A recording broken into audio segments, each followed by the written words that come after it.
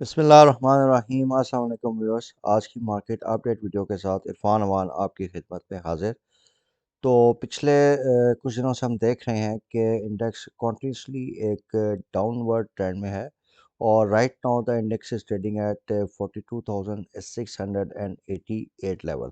तो व्यूअर्स, हमने अपनी वीकली रिव्यू की वीडियो में भी आपको सेंसिटाइज किया था कि इस हफ्ते में मार्केट में नेगेटिव ट्रेंड कंटिन्यू कर सकता है, और उसके साथ साथ जो हमारी डेली अपडेट्स हैं उसमें भी हम आपको कंटिन्यूसली बताते रहे हैं कि मुल्क में ये जो स्टॉक मार्केट से रिलेटेड कुछ नेगेटिव खबरें हैं पाइल अप हो रही हैं। इस वजह से जो स्टॉक मार्केट का नेगेटिव ट्रेंड है ये प्रोलॉन्ग कर सकता है। तो हमने इस वीक में देखा कि कंटिन्यूसली मार्केट जो है वो एक डाउन वर्ड ट्रेंड की तरफ जा रही है। थोड़े से हिकअप्स आते हैं मार्केट में, लेकिन ओवरऑल मार्केट में एक बेरिश ट्रेंड है। तो व्यूअर्स, इसकी बेसिकली वजह ये है कि एक तो आईएमएफ साइड से अनसर्टेनिटी है। उनकी जो 9th रिव्यू की शेड्यूल्ड मीटिंग्स थी वो अभी तक नहीं हो सकी। गवर्नमेंट ने उनसे कुछ जो है वो रिलैक्सेशंस मांगी हैं रिगार्डिंग बजटरी टारगेट्स।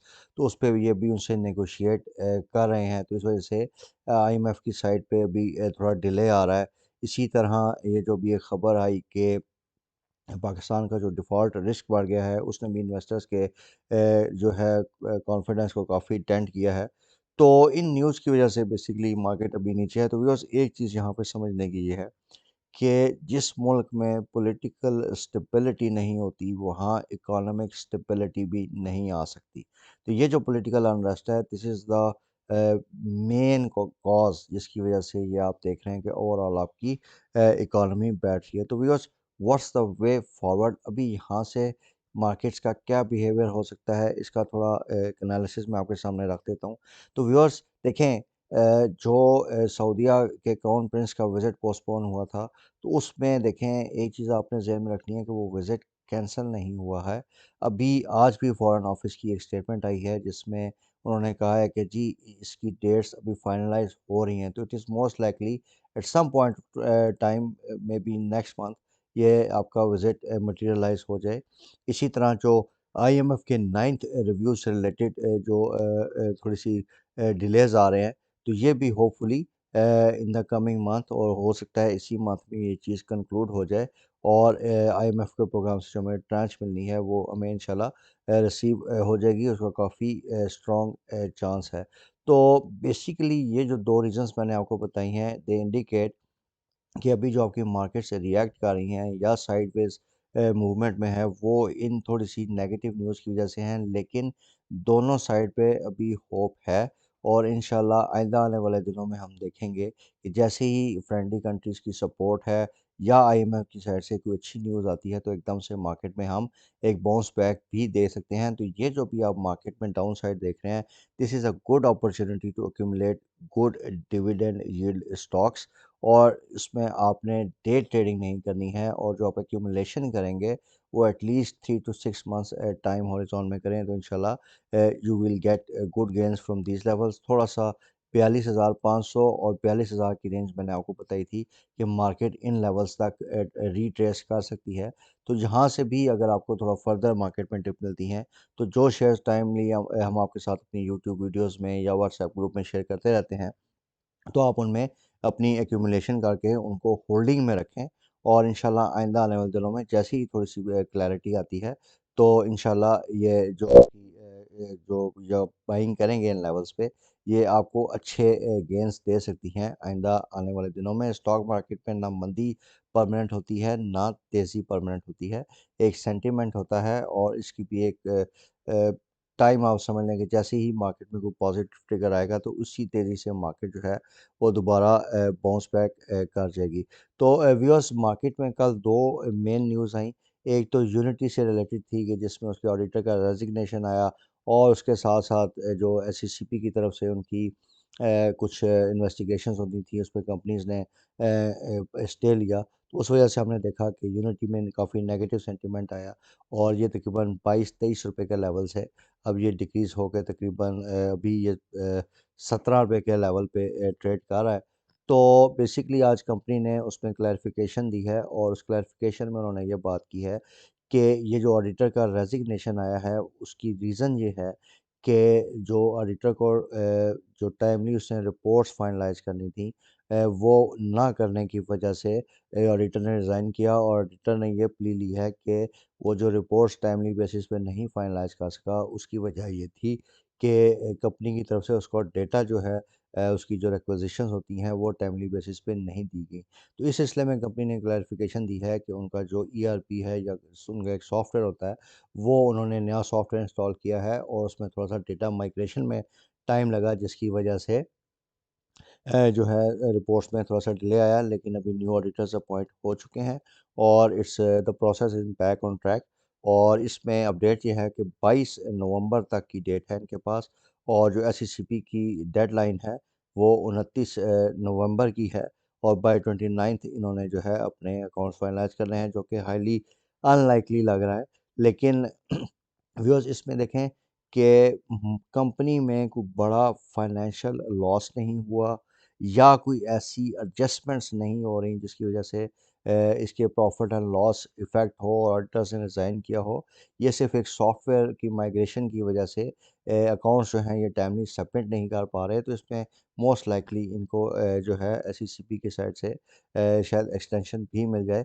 तो इसमें अगर आपको ये शेयर थोड़ा नीचे लेवल्स पे मिलता है तो वी रिकमेंड कि आप इसमें एक्यूमुलेशन करें, क्योंकि इसी थोड़ा-सा नेगेटिव सेंटीमेंट की वजह से इसमें हमने एक नेगेटिव प्राइस एक्शन देखा, लेकिन उसकी प्रॉफ़िटेबिलिटी या कंपनी के फाइनेंशियल्स अपनी जगह पे खड़े हैं, उसमें एज़ सच कोई बड़ी गड़बड़ फॉर द टाइम बिंग नज़र ना आ रही, तो अच्छी एक अपॉर्च्युनिटी बनती नज़र आ रही है यूनिटी के इस शेयर में।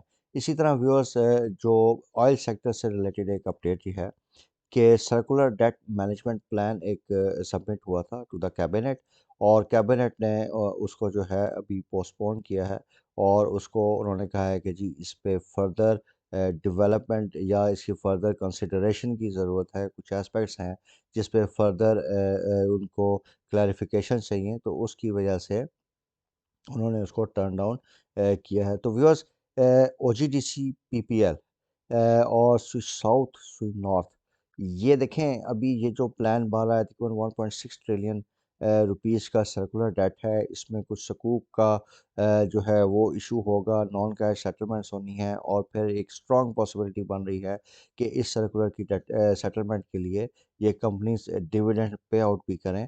तो वी वुड रिकमेंड कि आपको अगर ये टिप्स में मिलते हैं शेयर्स, तो इसमें भी आप जो है एक अपने पोर्टफोलियो में इनको ले सकते हैं और जैसे ही ये सर्कुलर डेट वाली साइड पे थोड़ी सी फर्दर डेवलपमेंट होती है, तो वी विल सी कि ये यहाँ से काफ़ी अच्छा प्राइस एक्शन दे सकते हैं। अगेन थोड़ा सा इसमें रिस्क है कि ये पॉलिसी कब तक अप्रूव होती है, कितना इसमें टाइम लगता है, इस बारे में कुछ नहीं कह सकते। थोड़े से अगर आप रिस्क वाली साइड पे अगर हाई रिस्क इन्वेस्टमेंट करना चाहते हैं, तो at this moment OGDC, PPL, स्वी नॉर्थ, स्वी साउथ, ये जो शेयर्स हैं अगर आपको थोड़ा टिप पे मिलें तो इसमें आपको बाइंग करनी चाहिए। और इवन अगर इसमें सर्कुलर डेट की साइड पे कोई मेजर डेवलपमेंट नहीं भी होती, तो ये कंपनीज स्ट्रॉन्ग है और जैसे ही मार्केट सेंटिमेंट होगा ये वैसे भी प्लस हो जाएंगी। और अगर ये न्यूज़ आ जाती है मार्केट में सर्कुलर डेट मैनेजमेंट प्लान की अप्रूवल की, तो इसमें काफ़ी हम अच्छा प्राइस एक्शन देख सकते हैं। इसके अलावा व्यूअर्स रिफाइनरी सेक्टर से रिलेटेड अपडेट ये है कि जो हमने रिफाइनरी सेक्टर में कल के दिन में गिरावट देखी, उसका बेसिक रीज़न ये था कि इनकी ऑफटेक कम हो गई है। एक तो मैंने कल के अपने जो व्हाट्सएप हमने आपके साथ अलर्ट शेयर किया था, उसमें मैंने आपको बताया था कि जो ऑयल मार्केटिंग कंपनीज़ हैं उनको पेट्रोल और डीज़ल दोनों जो है अभी for the time being loss पे शेयर करना पड़ रहा है, क्योंकि गवर्नमेंट ने फोर्टनाइटली बेसिस पे पेट्रोल की प्राइसेस रिवाइज़ नहीं की हैं और इस लॉस पे सेल की वजह से उनकी जो टोटल सेल है वो कम हो रही है। जब ऑयल मार्केटिंग कंपनीज़ की सेल्स कम होंगी, तो अल्टीमेटली रिफाइनरीज़ की जो सेल्स हैं उस पे भी इफ़ेक्ट आएगा, तो जिसकी वजह से हमने देखा कि इसमें कल माइनर सी गिरावट आई। इसके अलावा व्यूअर्स जो दूसरा रीज़न है कि पावर सेक्टर ने भी इनसे जो ऑयल की ख़रीदारी है रिफाइनरी से वो कम कर दी है, तो जिसकी वजह से इनके पास स्टॉक पाइल्स ज़्यादा हो रहे हैं और इसी वजह से थोड़ा-सा हमने इसमें प्रेशर देखा। लेकिन ओवरऑल व्यूअर्स देखें, ये एक बड़ा टेम्परेरी सा एक साइकिल चल रहा है, लेकिन जैसे ही चीज़ें इम्प्रूव होंगी इसकी ऑफ टैक्स बढ़ेंगी या रेट्स का कुछ डिसीजन होता है। और इसके साथ साथ रिफाइनरी पॉलिसी का काफ़ी अरसे से पेंडिंग इशू जा रहा है, which is link to the जो विज़िट है सऊदी क्राउन प्रिंस का।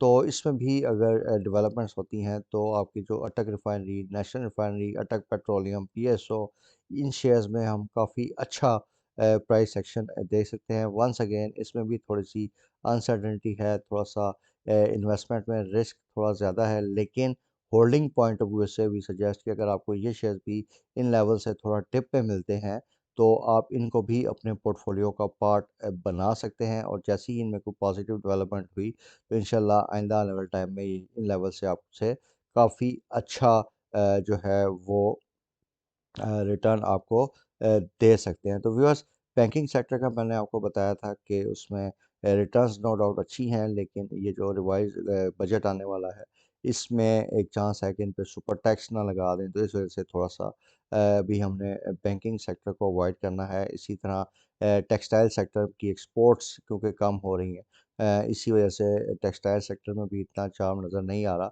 तो for the time being IT sector और ऑयल सेक्टर ऐसे हैं जहाँ पे काफ़ी अच्छा पोटेंशियल है। अगर डिप्स में मिलते हैं तो इनमें एक्यूमुलेशन की जा सकती है। और इसके साथ साथ सीमेंट सेक्टर, नो डाउट कि इसमें कोल की प्राइसेस कम हुई हैं, उनको उसका बेनिफिट होगा, लेकिन अभी तक थोड़ी सीमेंट की डिमांड कम है, इनकी सेल्स कम है, जिसकी वजह से ये शेयर्स इतना परफॉर्म नहीं कर रहे। लेकिन गोइंग फॉरवर्ड जैसे ही थोड़े से हालात बेहतर होंगे, तो इंशाल्लाह we will see a good price action in cement as well. तो इन अगर मैं कंक्लूजन में व्यूअर्स बात करूँ, तो ये शॉर्ट टर्म ट्रेडिंग वाली मार्केट नहीं है।